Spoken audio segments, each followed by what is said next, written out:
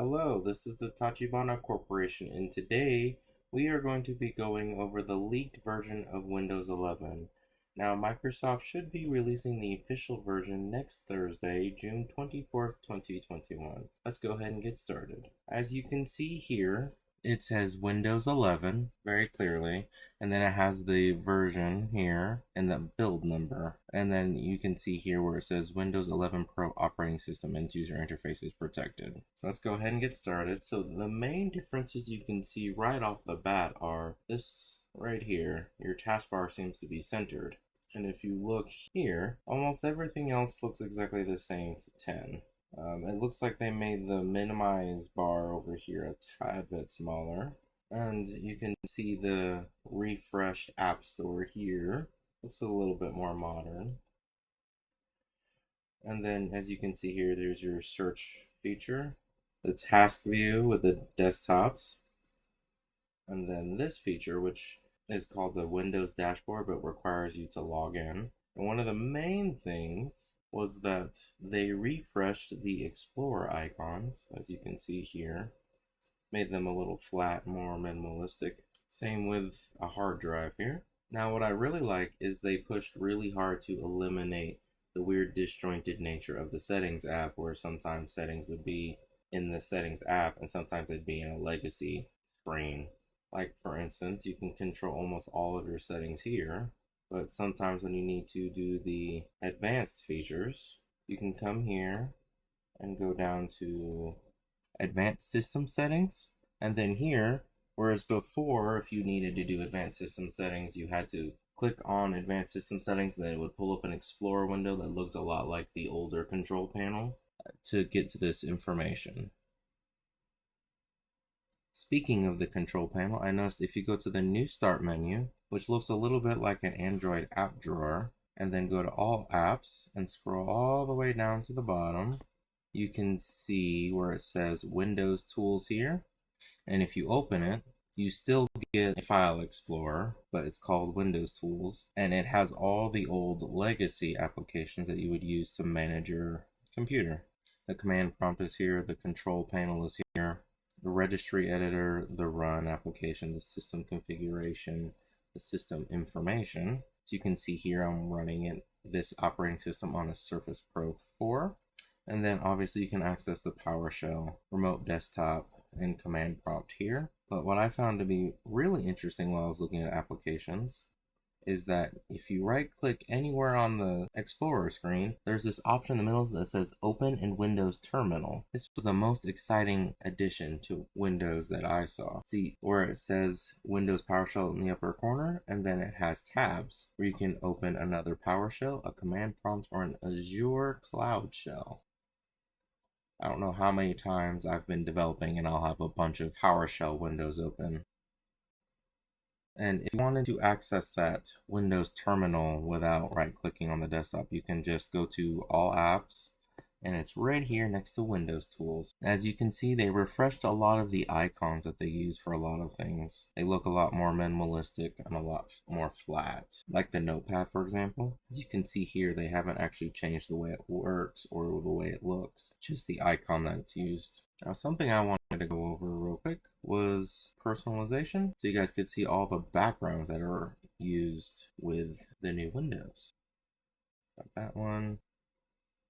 And this one looks really nice. And then we've got this design here. And then there's a couple themes to choose from down here. We can see it mimics basically the wallpapers that you saw earlier, with the exception of this glow theme, which is actually my favorite of the new themes. There we go. See where it's got this like light purple tint to it, and it's dark. And then this really cool like eclipse looking background. And something else I thought was neat. Here we go, on lock screen. If you go to screensaver settings, I mean, I know most people don't use screensavers anymore, but if you go and you go to 3D text and go to preview, it says Windows 10 instead of Windows 11. And a lot of the older ones are still here, like the bubbles, the Mystify.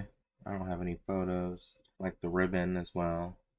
A couple of things of mention where it would be, if you go to taskbar here, you can see where like sliding this off takes away that very small show desktop icon in the bottom right corner, and then like little things you can control right here from the settings. And these new icon names, the task view, the search button, they did a really good job of making sure everything is inside the settings app and left the more advanced tools inside the Windows Tools app from the start menu. So one of the other things I wanted to show you guys is you can pull from the PowerShell which version, like which kernel version the Windows you are running is using. We can do that by running this command,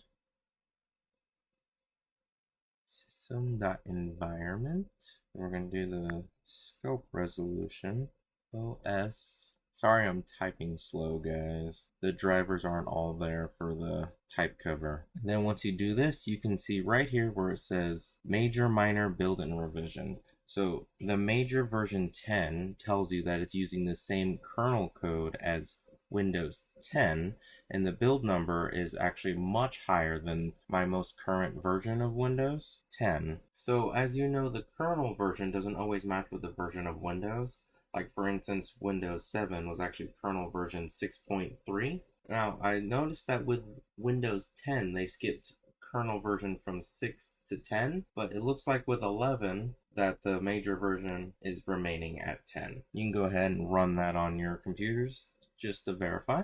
So there's not much else to show you guys, but I did notice that I added a few things that are not obviously apparent in Windows 10, so I don't know if they're new or not. Like this Microsoft To Do, the PixArt. I see Messenger is in here by default.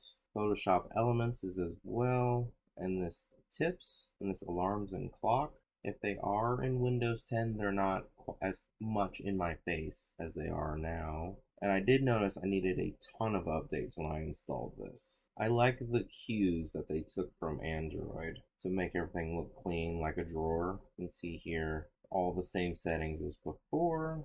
I do see I don't have Meet Now by default just in my taskbar. They do throw OneDrive at me a whole lot. I did still have to pretend I didn't have internet when I was doing the installation. That way I could do a local account. And one last thing I wanted to cover with you guys, and for developers, you'll see some things here where it warns you and gives you more control, where it says here, install apps from any source, including loose files. There's a device portal and device discovery. And then you can see here, it still says Windows 10 SDK. And then what I really liked is they put the File Explorer, some File Explorer controls built in right here, where you can do the show hidden files and system files, and then change full path in the title bar, and then the show file extensions. And you can even click here and it pulls it up in the traditional view like this. I do believe that is the last thing I wanted to show you guys.